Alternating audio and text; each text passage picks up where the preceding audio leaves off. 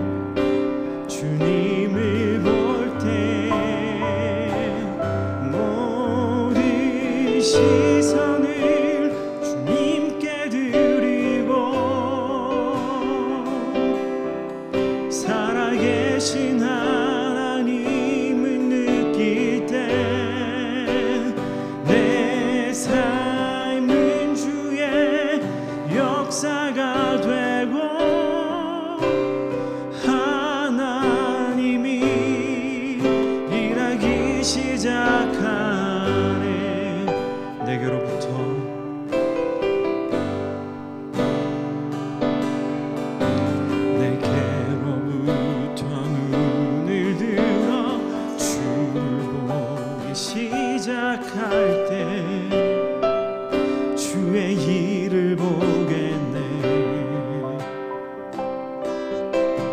내 작은 마음 돌이키사 하늘에 꿈꾸게 하네. 주님을 볼 때 모든 시선을 주님께 드리고 살아계신 하나님을 느낄 때 내 삶은 주의 역사가 되고 하나님이 일하기 시작하네. 성령이 나를 변화시켜, 성령이 나를 변화시켜 모든 두려움 사라질 때 주의 일을 보겠네. 황폐한 땅 한가운데서 주님 마음 알게 되리. 주님을 볼 때 모든 시선을 주님께 드리고 전능하신 하나님을 느낄 때 세상은 주의 나라가 되고 하나님이 일하기 시작하네. 모든 시선을 주님께 드리고 살아계신 하나님을 느낄 때 내 삶은 주의 역사가 되고 하나님이 일하기 시작하네. 모든 시선을 주님께 드리고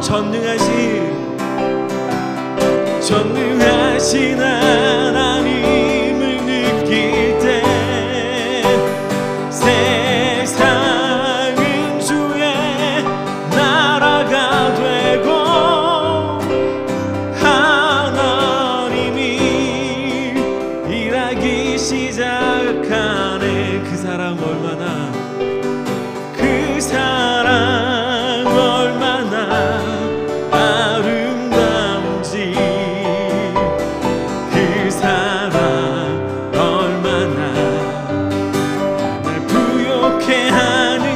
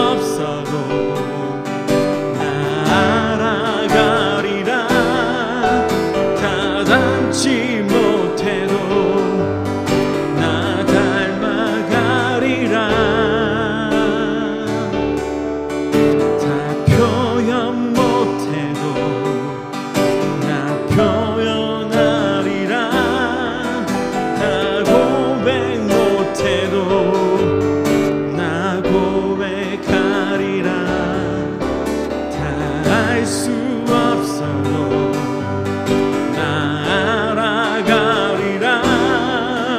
나 닮지 못해도 나 닮아가리라. 그 사랑 얼마나 아름다운지, 그 사랑 얼마나 날 부욕해 하는지, 그 사랑 얼마나 크고 놀라운지를, 그 사랑 얼마나 나를 감격하게 하는, 그 사랑 얼마나, 그 사랑 얼마나 아름다운지,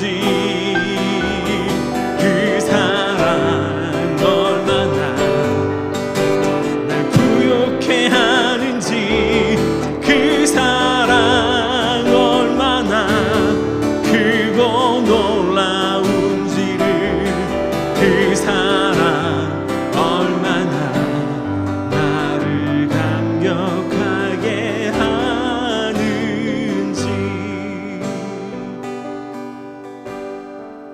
함께 묵상하시면서 예배의 자리에 나아가겠습니다.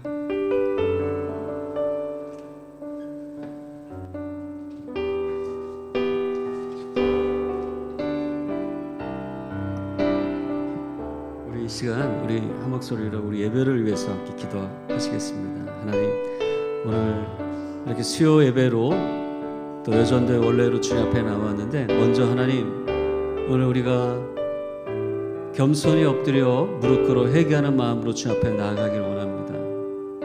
오늘 우리의 상한 심령, 또 오늘 우리의 죄 많은 우리의 영혼들이 이 시간 주님 앞에 나아가서 우리 무릎 꿇어 우리 회개할 때 주님의 그 거룩하신 보혈로 덮으사 모든 죄를 깨끗하게 씻으시고 우리의 마음을 새롭게 하여 주시기를 원합니다. 그래서 하나님, 이 땅 가운데 우리에게 주시고자 하시는 하나님의 그 성령의 능력과 축복이 온전히 담겨져서 온전히 하나님 앞에 드려지는 그런 거룩한 그릇이 되어서 주님께 나아가게 쓰임받게 하여 주시옵소서. 같이 우리 한 목소리를 기도하며 나아가시겠습니다. 하나님, 사랑의 하나님, 감사합니다.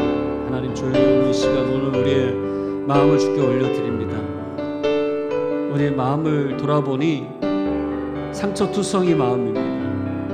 하나님, 세상에 찌든 죄로 인해 하나님 더럽혀진 그런 그릇과도 같은 마음입니다. 그러나 하나님, 이 시간 주님의 그 사랑의 손길이 오늘 우리의 마음에 그릇을 올려드립니다. 주님, 이 시간 주님의 보혈로 덮으시고 우리를 깨끗게 하여 주옵소서. 우리를 새롭게 하여 주옵소서. 이 땅에 하나님 누리고자 하시는 그 하나님의 능력과 축복을 온전히 받아 하나님 앞에 쓰임받을 수 있도록 하나님, 이 시간 우리를 새롭게 하여 주시옵소서. 우리 하나님의 예비하신 주님의 은혜로 성령의 능력으로 충만히 임하여 주옵소서. 오늘 그 마음이 오늘 우리 가운데 일어나게 하시고 감동하게 하시고 주님 앞에 오늘 우리의 삶의 시간과 또 하나님 모든 것들을 주님께 올려드릴 수 있는 그런 결단이 우리 안에 있게 하여 주시옵소서. 사랑의 하나님, 감사합니다. 오늘 이렇게 또 오순절 마가의 다락방으로 저들을 불러 모아주시고 초대해 주시고 오늘 이 귀한 잔치 가운데 주의 성령으로 임재하여 주셔서 오늘 우리의 능력이 되어 주시고 또 오늘 우리 인생의 어두움의 인생의 등불이 되어 주옵소서. 오늘 이 시간 우리의 마음을 온전히 주께 올려드립니다.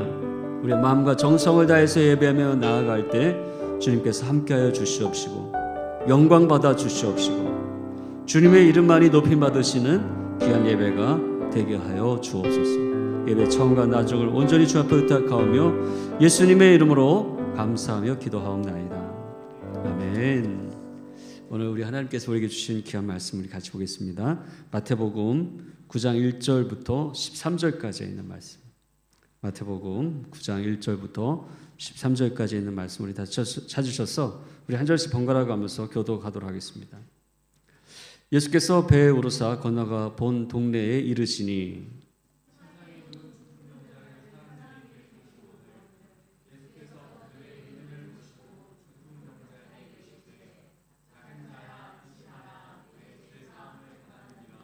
어떤 서기관들이 속으로 이르되 이 사람이 신성을 모독하도다.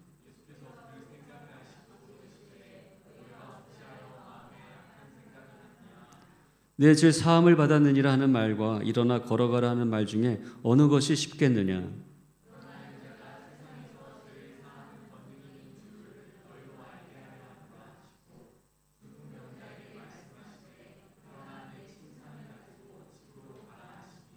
그가 일어나 집으로 돌아가거늘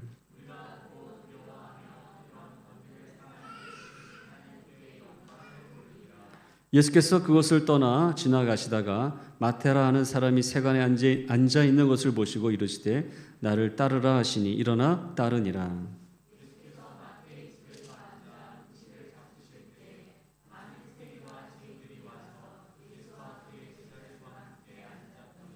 바리새인들이 보고 그의 제자들에게 이르되 어찌하여 너희 선생은 세리와 죄인들과 함께 잡수시느냐?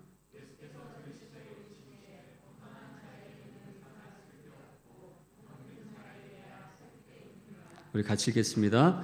너희는 가서 내가 긍휼을 원하고 제사를 원하지 아니하노라 하신 뜻이 무엇인지 배우라.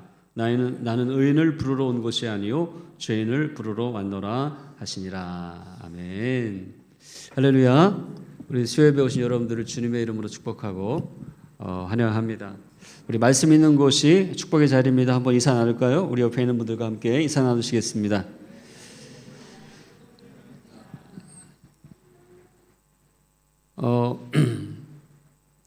이 예수님께서 우리의 죄를 사해 주시는 은혜는 복음의 핵심이라고 말할 수가 있어요.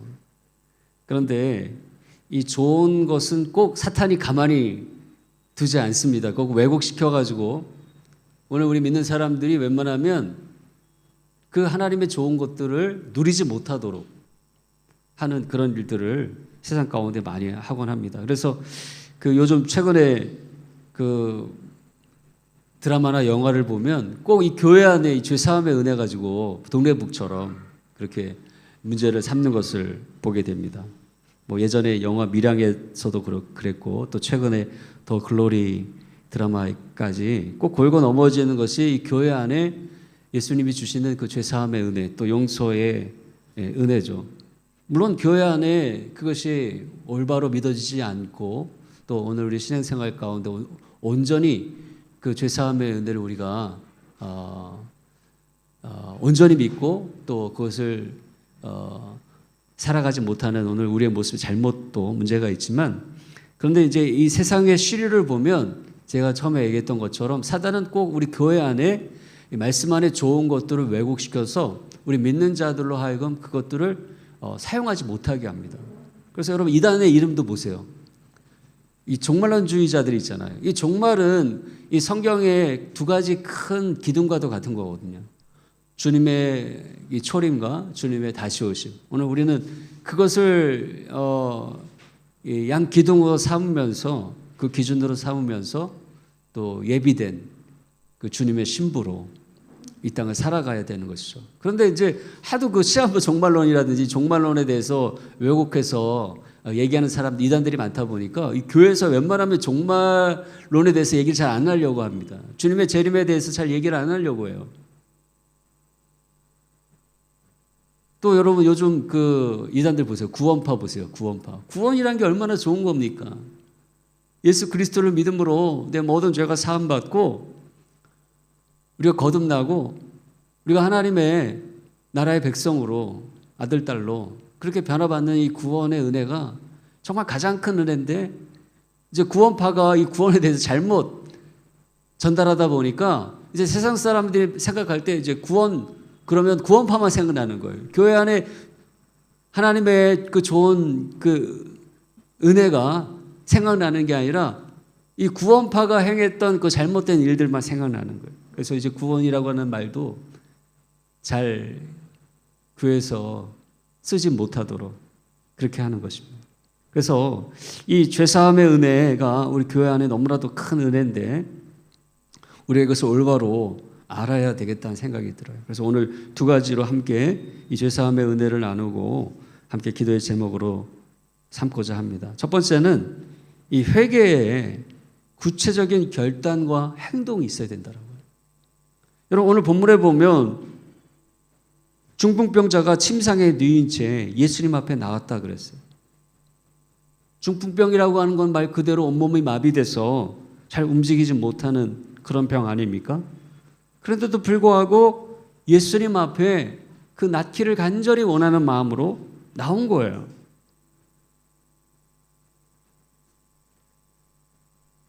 예수님 시대에 많은 병자들이 있었지만 그들이 다 고침을 받은 것이 아니라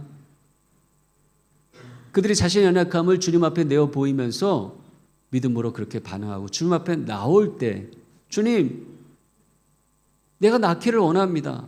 내가 눈뜨기를 원합니다. 주님, 제가 일어나기를 원합니다.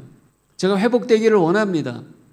하고 그렇게 믿음으로 결단하고 그가 행동으로 그 자신의 모든 연약함을 주님 앞에 내어놓는 그 회개의 결단과 구체적인 행동이 있을 때 주님이 그들을 치료하여 주시고 또 온전케 해주셨던 것을 보게 됩니다. 저는 그 중풍병자의 믿음도 크지만 그를 데리고 업고 온 친구들도 대단하다고 생각이 돼요. 적어도 그 중풍병자를 침상에 누워가지고 데리고 오려면 뭐 3사람, 4사람 그 이상 그렇게 달라붙어야 되는 거잖아요. 그러니까 이 중풍병자가 낫고자 하는 그 믿음도 강했지만 그러나 그렇게 요청할 때에 함께 그를 도와서 예수님 앞으로 나왔던 그 중풍병자의 친구들의 믿음도 대단하다. 그래서 성경에 오늘 본문에 보니까 예수님이 뭐라 그랬어요? 그들의 믿음을 보시고라 그랬잖아요. 그러니까 중풍병자와 함께 포함하여 그 침상을 가지고 온 그 무리들, 그 친구들, 그 사람들의 믿음을 보시고 주님이 그 중풍병자를 치유해 주셨다라고 하는 거예요.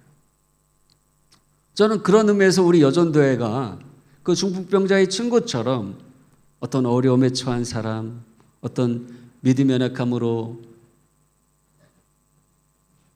우리가 삶의 고난 가운데 넘어질 때 일으켜 세워주고 그리고 내 혼자 힘으로 주님 앞에 나아갈 수 없는 그런 상황 속에서도 우리 지체들의 그 어려움의 문제들을 돌아보면서 함께 손을 붙잡고 주님 앞으로 나아가자. 우리가 주님 앞에 나아가면 우리 주님께서 해결해 주실 거야. 치료해 주실 거야. 라고 격려하고 신앙 안에서 위로하고 중보하면서 그렇게 함께 할 수 있는 우리 이 친구와도 같은 이 중풍병자의 친구와도 같은 그런 우리 여전도의 회원들이 다 되기를 주님의 이름으로 축원합니다. 아마 모르겠어요. 오늘 우리가 알지 못하는 사이에 어디 혼자 홀로 울고 있는 우리 지체들이 힘들어하고 있는 우리 지체들이 있는지 모르겠습니다. 그때 여러분들이 항상 이 기도의 이 레이더를 작동시켜서 여러분의 구역 안의 지체들 또 우리 여전도 안의 지체들을 돌아보면서 함께 이겨낼 수 있도록 극복할 수 있도록 그런 좋은 공동체가 되기를 주님의 이름으로 축복합니다. 여러분 복음서에 보면 주님의 복음을 설명할 때 그냥 단순히 이 죄사함이라고 얘기하지 않았어요. 죄사함의 복음이라고 하지 않고 죄사함을 얻게 하는 회개라고 말했어요. 그래서 누가복음 24장 47절에 엠마오로 가는 그 두 제자에게 나타나신 주님께서 그들에게 성경을 쭉 풀어서 설명해 주잖아요. 근데 첫 번째는 뭡니까? 46절에 이르시되 이같이 그리스도가 고난을 받고 제3일에 죽은 자 가운데서 살아날 것과 이게 복음이라는 거예요. 주님이 고난받고 죽으시고 다시 사셨다라고 하는 거예요. 바로 이것이 복음이라고 하는 거예요. 근데 또 다른 하나의 복음은 뭐예요? 47절의 말씀인데요. 그의 이름으로 죄사함을 얻게 하는 회개가 예루살렘으로부터 시작해서 모든 족속에게 전파될 것이 기록되었으니 이게 두 번째 요약 내용이라는 거예요. 이게 한마디로 말하면 선교죠. 주님의 복음이 예루살렘으로부터 시작해서 모든 족속에게 전파될 것이다. 그것이 성경에 적혀 있는 두 번째 중요한 내용이라고 하는 거예요. 근데 뭐가 전파되어야 되느냐? 여러분, 그 내용이 뭐예요? 그의 이름으로 죄사함을 얻게 하는 회개가 전파되어야 된다라고 하는 거예요. 그래서 구체적인 행동이죠. 회개하는 것, 회개하게 하는 것. 나의 연약함과 나의 더러운 죄악들을 주님 앞에 내어놓고, 주님, 저는 이렇게 부족합니다. 저는 이렇게 연약합니다. 저는 이렇게 죄인입니다. 저는 이렇게, 사도 바울의 말을 빌리면 죄인 중에 괴수입니다. 그래서 주님 앞에 고백하는 것, 그래서 그 하나님의 그 십자가의 보혈의 은혜를 덧입는 것, 바로 그것이 예루살렘부터 시작해서 모든 민족에게 전파되어지는 것, 바로 그것이 선교라고 하는 거예요.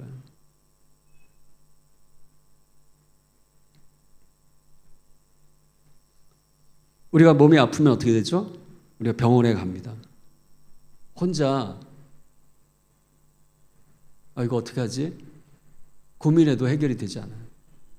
아픈 몸이라 할지라도, 그리고 더 많이 아플수록 병원에 의사 앞에 내 몸을 보여줘야 되는 거예요. 가서. 아무리 아프고 죽을 그런 정도의 병이라 할지라도 혼자 고민해서 나을 수 있는 병은 없는 거예요.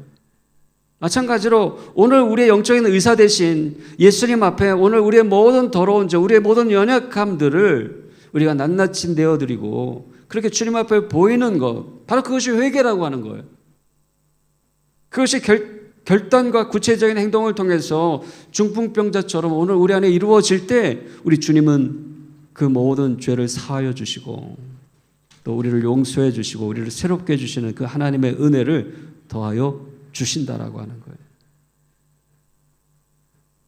제가 최근에 우리 김신욱 집사님 그 진료소에 가서 제가 이빨을 치료받았어요. 원래는 이제 우리 집사님은 그 어려운 인도 사람만 치료하고 이 한인들은 치료하지 않는데, 제가 이제 설교를 하고 이렇게 보는데 이빨이 항상 이렇게 뭔가 좀 안 좋아 보였나 봐요. 우리 치과 의사 눈에는 또 이게 특별히 이빨이 잘 보인다고 합니다. 또 입의 냄새도 잘 맡는다고 해요. 네.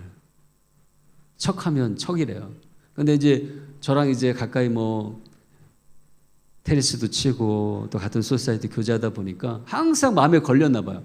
목사님 뭔가 이해 문제가 있는데 이해 문제가 있는데 한번 좀 받으려야 되는데 그래가지고 한번 보자는 거예요. 근데 저도 이게 마음이 찔리잖아. 이게 창피하고 안 좋은 나의 약점을 드러내야 되는데, 그래도 이게 의사 앞인데 입을 벌려야 되잖아요. 입을 조금만 벌려도 안 되고 크게 벌려야 돼. 입이 찢어지도록, 턱이 아플 정도로. 근데 아니나 다를까 이렇게 집사님에게 보시니까 뭐 이가 썩고 뭐 안 좋았나 봐요. 뭐 탁탁 건드리고 뭐 좀 파내니까 벌써 이 냄새가, 이 안 좋은 냄새가 퍽 하고 올라오더라고요. 그렇다고 내가 창피해가지고 부끄럽다고 그만 멈추세요, 덮으세요, 치료하지 않아도 돼요, 여러분 그렇게 할 수 있겠습니까? 이게 회개라고 하는 것이 마찬가지인 것 같아요. 주님이 오늘 우리의 영혼과 오늘 우리의 마음과 또 오늘 우리의 육신을 창조하신 분이신데, 의사하신데 우리가 주 앞에 나가서 항상 감추는 거야. 이것만은 안 됩니다. 이것은 나의 자존심이며 이것은 나의 최고의 비밀이며 이건 다른 건 몰라도 이것만은 내어 보일 수가 없어요. 근데 그러면 아무런 역사 일어나지 않는 거예요. 중풍병자라고 그 마비된 그 미천한 몸을 주님 앞에 보여드리고 싶겠어요? 그러나 나음을 입기 위해서 나온 거예요. 침상에 누인 채라도, 친구들에게 들려진 채라도 주님 앞에 나온 거예요. 자신의 그 상태를 주 앞에 내어드릴 때 주님이 치료하여 주신 것입니다. 많은 사람들이 구원파의 논리에 따라서 한번 구원받으면 다시는 회개할 필요가 없다고 하는 사람들이 있잖아요. 그들의 말을 들어보면 정말 그런 것 같아요. 그러나 우리가 구원받았다라고 하는 것을 의심해서 회개하는 것이 아니라 우리가 날마다 하나님의 성령 안에 거룩하게 지음받아가야 할 자인데 그 주님의 손은 우리를 그렇게 거룩하게 지어져 가게 하는 손이라고 하는 거예요. 그러므로 그 하나님의 치유하심과 회복하심을 바라면서 우리는 날마다 오늘 우리 안에 잘못을 주님 앞에 내어드리고 회개하는 자의 삶을 살아야 되는 것입니다. 예수님께서 이런 상황에 대해서 한번 말씀하신 적이 있어요. 제자들에게 세족식을 하셨는데 베드로가 고집을 부렸습니다. 주님, 내 발은 절대로 씻지 못합니다. 근데 주님 뭐라 그랬어요? 내가 너를 씻어주지 아니하면 내가 나와 상관이 없다. 그랬더니 이 베드로가 그러면 주님, 제 발만 아니라 손과 머리도 온몸 다 씻어주세요 라고 얘기했어요. 그때 주님이 이미 목욕한 자는 발밖에 씻을 필요가 없다 말씀하셨습니다. 즉 우리가 예수를 믿음으로 거듭난 구원의 사람이 되었지만 그럼에도 불구하고 우리가 일상의 삶을 살아갈 때 여러분 먼지도 묻고 신발을 신고 살아가고 하더라도 우리의 손과 발이 더럽혀지는 것을 우리는 알고 있어요. 그래서 우리는 그것을 날마다 씻고 또 시간마다 씻고 해야 되는 거예요. 그래서 건강할 수 있는 것입니다. 마찬가지로 오늘 우리가 예수 그리스도를 믿음으로 구원받았지만 그러나 우리가 날마다 우리가 회개하고 주님 앞에 기도하며 나아가야 되는 것은 오늘 우리가 알게 모르게 이 세상을 살아가면서 더럽혀진 오늘 우리의 생각과 오늘 우리의 마음들이 우리의 영혼들이 주님 안에서 날마다 깨끗해져 가기를 원하는 것입니다.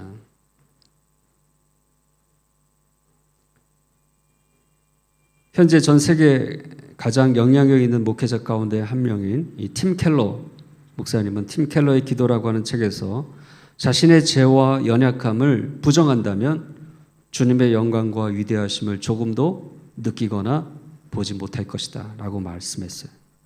하나님 앞에서 스스로의 연약함과 죄를 인정해야 한다라고 하는 거예요. 그때야 비로소 하나님의 위대하심을 경험할 수 있다라고 하는 것입니다. 우리는 어떤 직분자를 떠나서 하나님 앞에 회개함이 필요 없는 사람은 아무도 없어요. 우리가 주님 앞에 나올 때 때로는 야, 저 사람은 정말 회개할 필요도 없는 그런 사람 같아. 누가 그렇게 얘기하더라도 여러분 그 말에 수긍하지 마세요. 오늘 이 세상에 살아가는 어떤 사람도 교황이라 할지라도 여기 서 있는 목사라 할지라도 주님 앞에 회개함이 필요 없는 사람은 아무도 없어요. 만약에 그가 회개함이 필요 없을 정도로 온전하고 완전한 자라고 한다면 여러분 안타깝게도 그 안에는 하나님의 영광과 그 위대한 일들을 기대할 수 없다라고 하는 것을 기억하시기 바랍니다. 인도 오게 된 계기가 어떤 집회 가운데 제가 참여했을 때 되게 그 거룩한 집회인데 막 술에 찌든 냄새가 나는 그 사람이 제 뒤에 서 있었어요. 야, 아니 이런 자리까지 저런 분이 오셨나. 제가 막 그 지하철에 그 앉아 있을 때 막 술 많이 드신 분이 옆에 앉으면 막 그 기분 나쁘고 막 그랬던 그 기억이 있거든요. 근데 아니 이건 지하철도 아니고 이게 막 그 하나님 앞에 예배드리는 거룩한 장소인데 막 뒤에서 막 술 냄새를 펄펄 풍기는 거예요. 또 저런 사람이 다 있나. 근데 나중에 이 집회가 끝나고 그 지나고 중간 무렵 되니까 들어보니까 그 사람이 없는 거예요. 아까까지 그렇게 냄새 많이 풍긴 사람이 뒤에 있었는데, 근데 하나님이 그 말씀 가운데 저 안에 깨닫게 한 것이 그 냄새 풍기는 그 사람이 바로 너다라고 얘기하는 거예요. 내가 풍기고 있었던 거예요.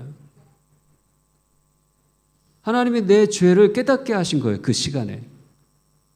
제가 항상 목사로서 야, 저 사람은 저렇게 살면 안 되는데, 야, 저 사람은 왜 저럴까 안타까워하는 마음에 살았는데, 알고 보니까 네가 더 큰 죄인이라는 거예요.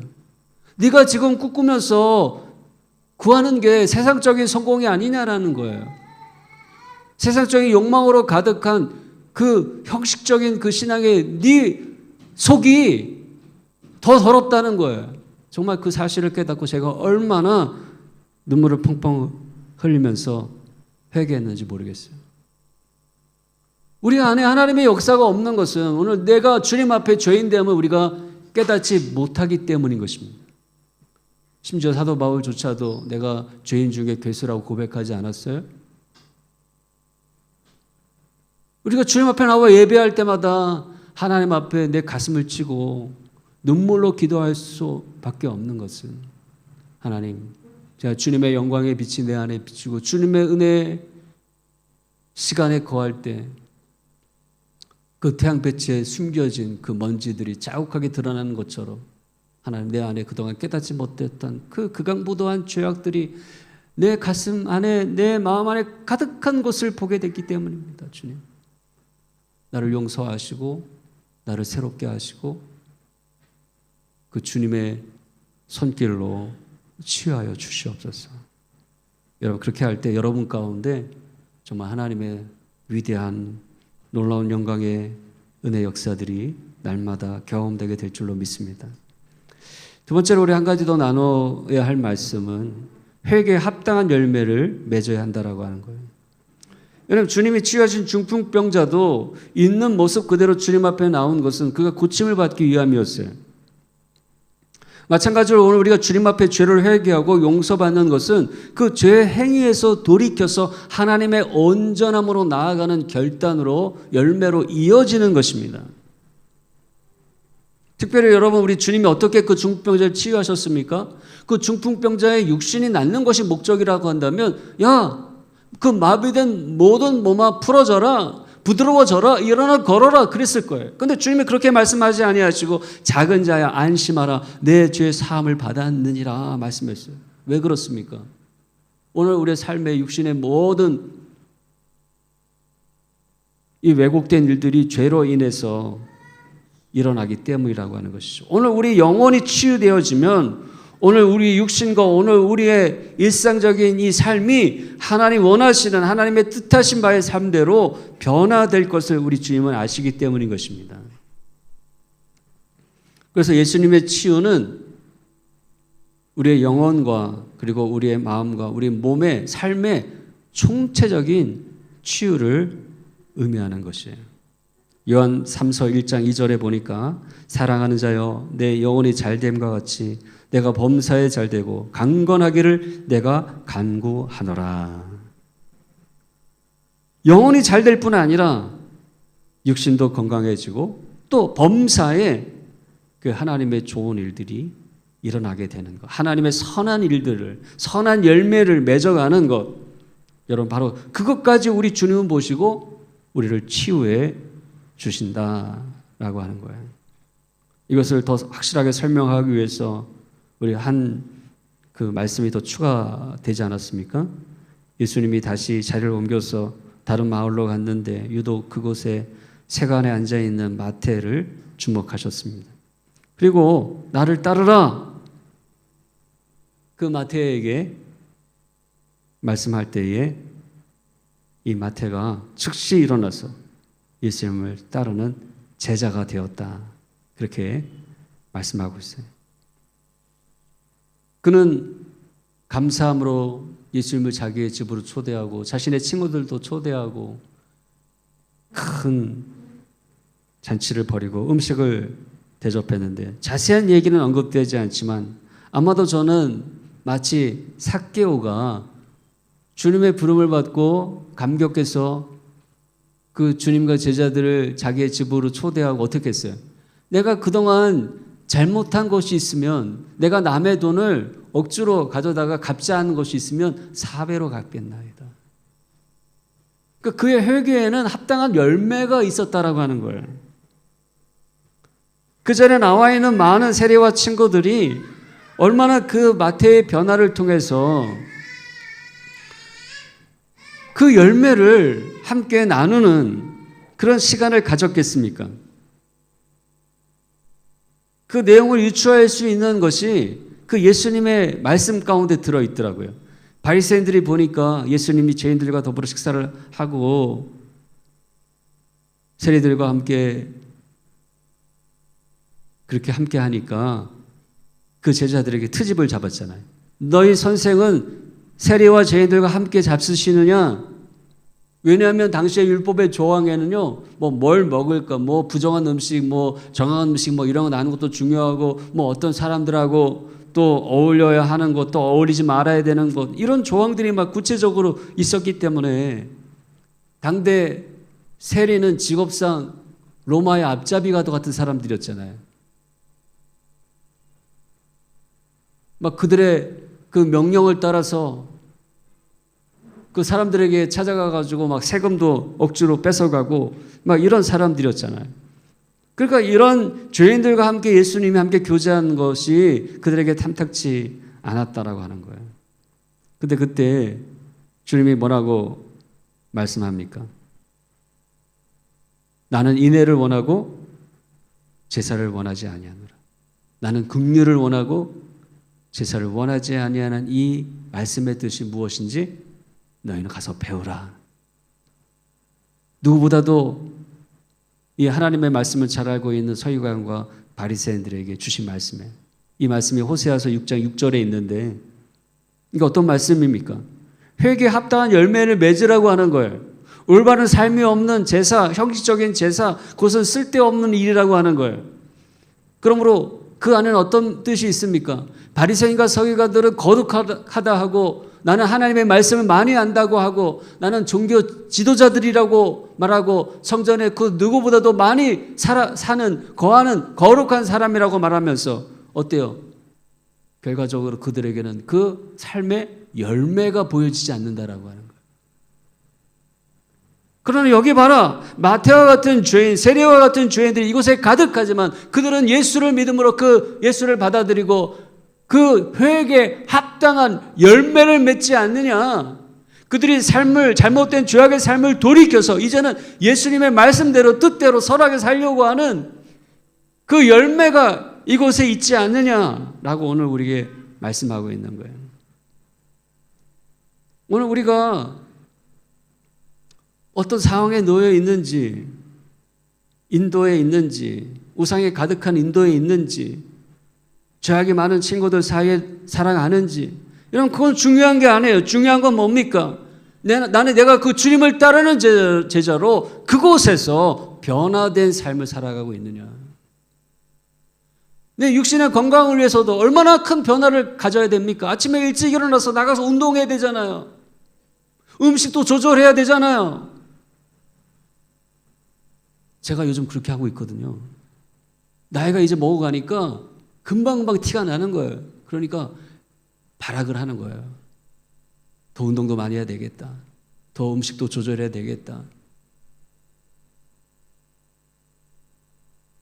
그래서 변화를 보는 거잖아요. 그런데 오늘 우리가 하나님의 말씀 가운데 제자로 살아가는 그 삶이 주님을 따르는 그 삶의 어떤 표지도 변화도 내 안에 보여지지 않는다면 여러분 그 믿음이 살아있는 믿음입니까? 그 회개가 진정한 회개입니까? 그렇게 주님 앞에 나온 바리새인과 서기관들이 오히려 꾸지람 받지 않았습니까? 세례 요한이 세례를 베풀 때 여러분 종교 지도자들도 그들 앞에 나아갔어요. 근데 세례 요한이 뭐라 그랬어요? 아마 욕을 했던 것 같아요.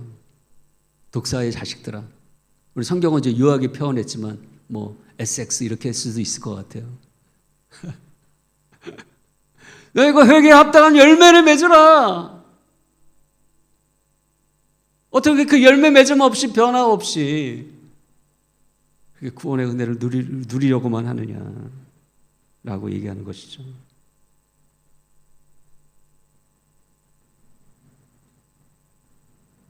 내가 너에게 이르노니 하나님의 능히 이 돌들로도 아브라함의 자손이 되게 하시리라. 내 앞에 놓여져 있는 형식적인 딱지는 중요한 게 아니야. 어떤 직임, 어떤 직분, 심지어 목사라도 그거는 중요한 게 아니에요. 언제나 하나님 앞에 그 회개에 합당한 열매를 맺으며 살아갈 때 하나님은 그를 기뻐하시고 그를 더해 영광 받으시고 또 그를 들어 사용하여 주셨어. 아까도 얘기했던 것처럼 그의 이름으로 죄사함 받는 그 회개가 예루살렘으로부터 온 민족에게 전파되게 하실 것입니다. 사랑하는 성도 여러분, 예전에 제가 강동진 목사님 그 의성의 보나콤 그 공동체에 이끄시는 그 목사님을 소개해 드린 적이 있어요. 근데 예전에 그 한국의 주님 기쁨의 교회 있을 때 제가 거기에 이제 부교육자로 섬길 때 그분이 오셔가지고 이제 이렇게 말씀을 전해주셨는데 제가 큰 은혜를 받았어요. 그는 그 모든 자격을 갖추고 공부를 많이 한 목사님이지만 시골 농촌으로 가가지고 양계하고 또 농사를 지면서 그 공동체를 일구고 그렇게 그곳에 그 낮은 자의 여러 분들을 섬기면서 그렇게 살아가는 삶을 살아가고 있는데 그렇다고 그러대요. 그 목사님이 농사 짓냐고. 우리 하나님 아버지가 농부시라고. 성경에 보면 그 농부의 비유가 얼마나 많이 나옵니까? 또 뭐 집을 짓고 하는 일들을 하면 목사가 그 집을 짓는 일을 하냐고. 우리 주님이 목수시라고. 그러니까 참 오늘 우리가 생각했던 그 신앙은 너무나도 실제적이고 현실적이고 구체적인 삶을 수반하는 것을 보게 됩니다. 근데 그분이 이제 그 양계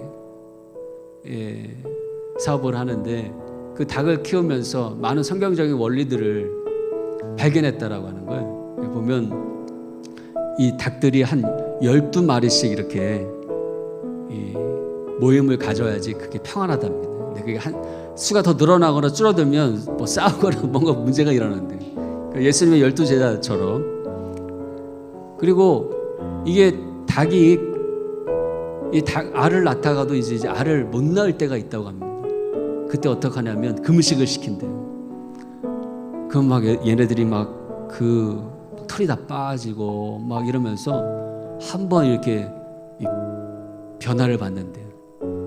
그래서 다시 이제 먹이를 주기 시작하면 다시 알을 낳기 시작한다는 거예요. 그러니까 이게 어떤 원리냐면 오늘 우리의 신앙도 마찬가지라는 거예요. 뭔가 오늘 눈에 보이는 열매와 삶이 없다면 회개해야 된다라고 하는 거예요. 금식해야 된다라고 하는 거예요. 그 하나님 앞에 내 안에 있는 모든 죄악을 토해내면서 탄식하면서 주님 앞에 나아갈 때 하나님 우리를 새롭게 하시고 독수리의 날개치며 올라가는 새 힘을 허락해 주신다라고 하는 것입니다.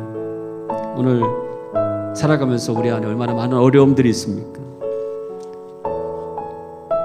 우리가 그럴 때마다 하나님 남 탓하는 것이 아니라 여러분 아담은요 남 탓하다가 망했어요. 누가 이렇게 하게 했느냐?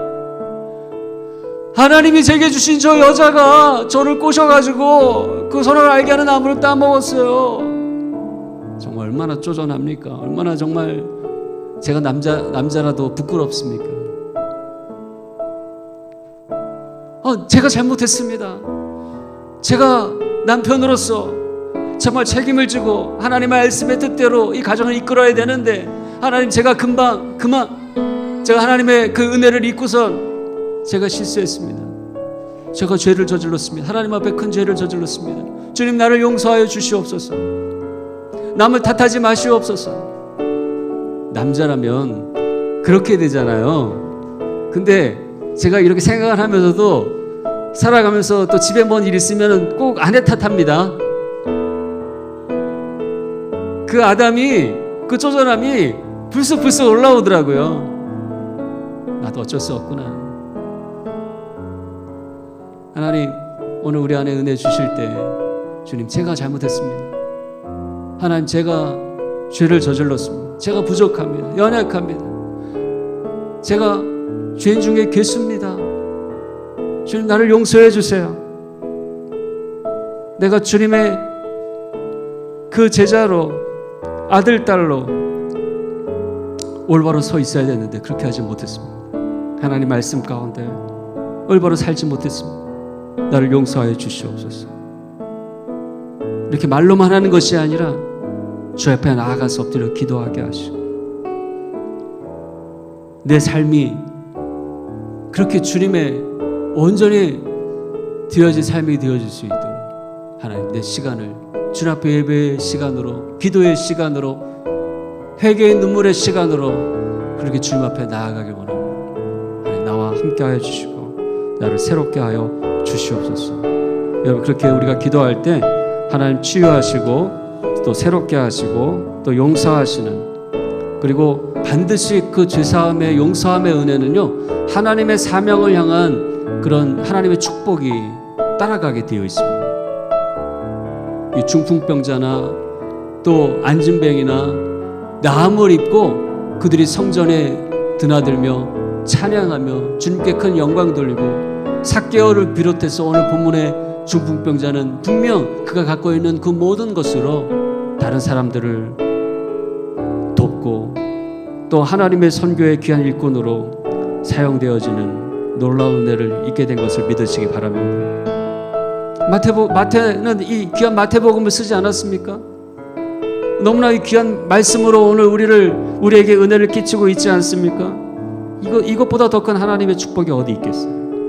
우리가 그 하나님의 열매 맺으심을 바라보면서 소망하면서 그렇게 항상 겸손하게 낮아져서 주님 앞에 기도할 수 있는 저와 여러분 되시기를 주님의 이름으로 축원합니다.